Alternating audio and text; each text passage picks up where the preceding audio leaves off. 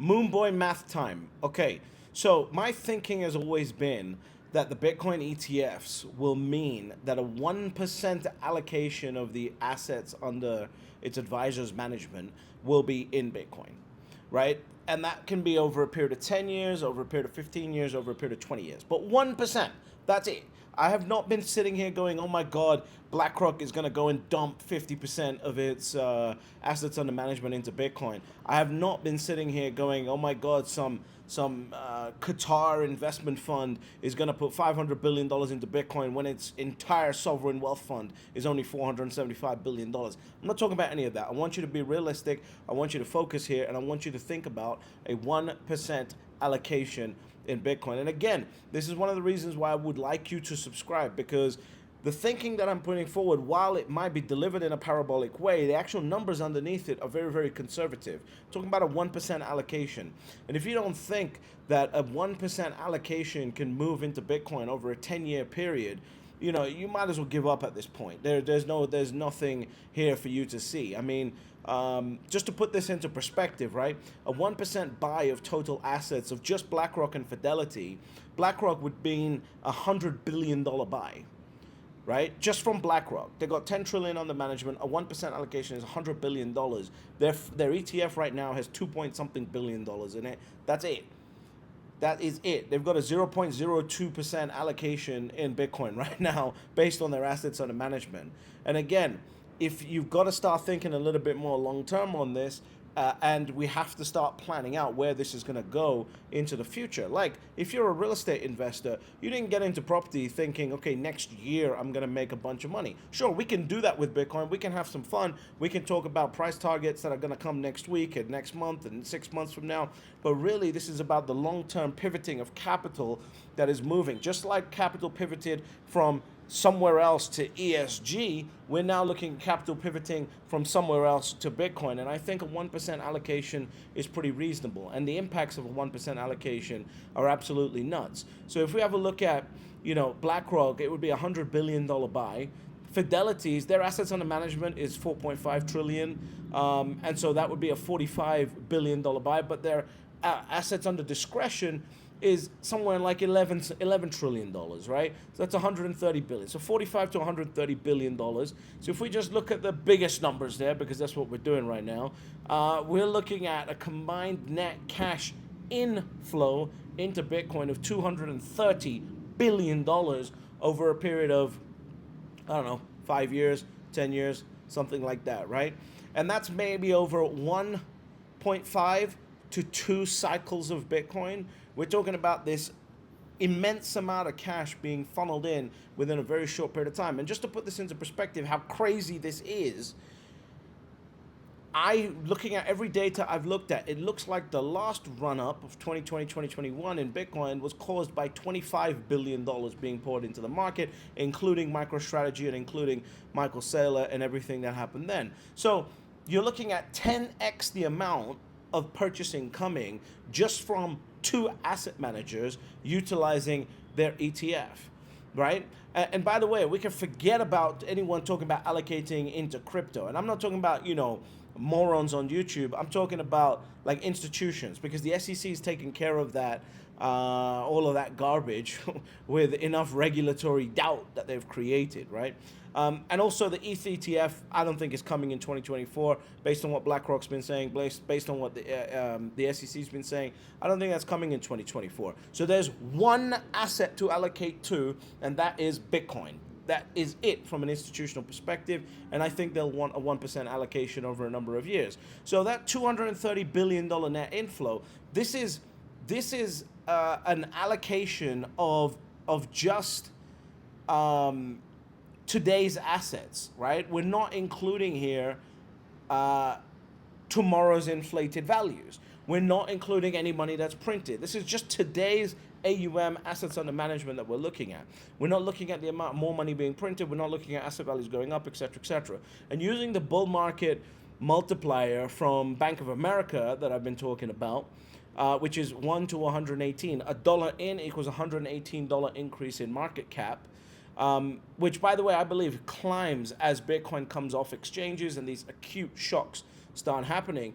you're looking at a total market capitalization over 1.5 to 2 cycles of $27.1 trillion, right? And what does that mean? That means with a fully issued supply, so ignoring all of the lost coins, ignoring all of that, you're looking at a price of $1.29 million per Bitcoin, right? If that $230 billion finds its way into that. And by the way, this is only the ETF buying funnel. You got to think about it.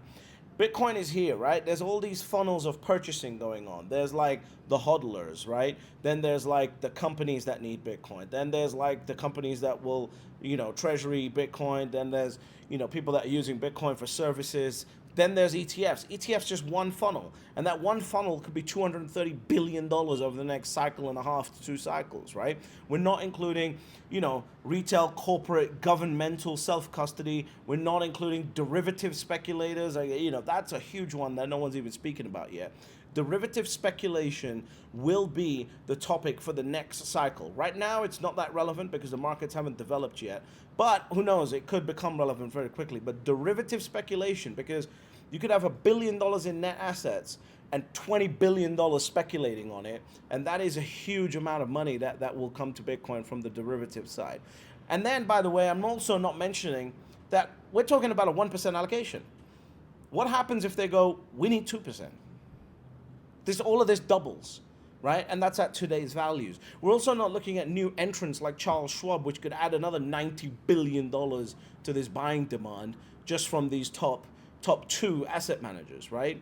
There's so much cash coming into this asset that has absolute finality of supply and a current active available supply today of maybe 1.8 million coins on exchanges, right? By the way, HODL rates are going to climb because now you've got an ETF, so you've got tax structures, right? So you're not just, you have options now because with the ETF, you can choose to put it in a tax deferred account, or you might be in a situation where you have to hold the asset, or you might be in a situation where now, because you can actually generate financial liquidity and start using the financial rails of Bitcoin, put Bitcoin on the financial rails, you don't even need to sell your Bitcoin to generate liquidity. You're also looking at the fact that the buyer is different, right? The buyer is not looking to speculate. The buyer is looking to hold. So, we're looking at HODL rates going up.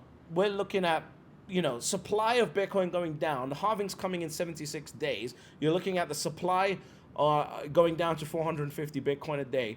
And I'm going to do another video where I'm going to break down the analysis of how much Bitcoin these ETFs have bought. So I want you to subscribe so you don't miss that. But basically, the point of this video is to let you know that January's fucking over already. January is over.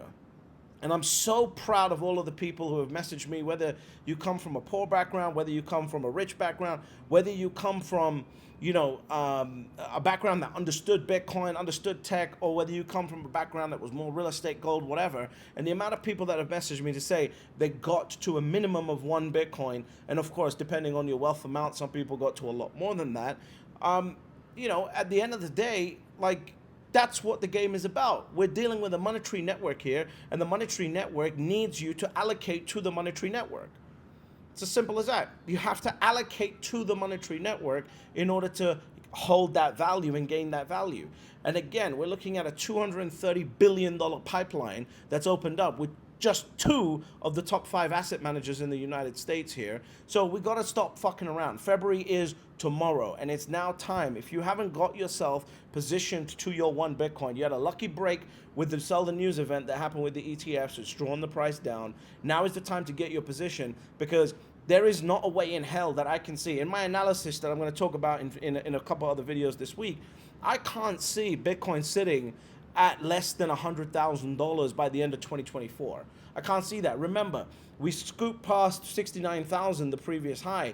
It's all clear skies to 100,000. Then you got these ETFs, scooping up a couple thousand Bitcoin, 1,000, 2,000 Bitcoin a day, just one pipeline, not including the fact that the supply is going to go down by half in 3 months, not including the fact that Jerome Powell just did his conference and he's sounding dovish, not including any of these other bullish, stimulants that are coming into the market, right?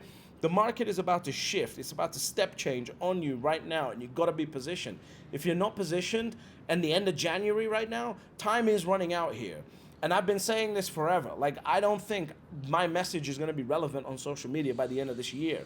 I'm here for a short period of time, and that's it. And by the way, if you're here learning about Bitcoin, you don't know what it is, you don't know how to, how it all works, I've created a free training for you. You can go into the description of the video and see the training. It's called the $5 million Bitcoin, and I'll walk you through exactly the same way I took my parents through understanding why they needed to pivot their real estate portfolio and add some Bitcoin exposure to it. And you can go and get that. It's absolutely free. Check the description out for that, because again, it's been there. There's been so many people that have been through that and messaged me saying, hey, my parents finally understood Bitcoin. We finally got a Bitcoin allocation, etc., etc. So go through that training if you haven't been there. But ultimately, with all of this demand coming in, with BlackRock, with Fidelity playing the games that they play, there are still always only 3 rules to Bitcoin. Step number 1, you buy Bitcoin. Step number 2, shut the fuck up. And step number 3, you get fabulously wealthy.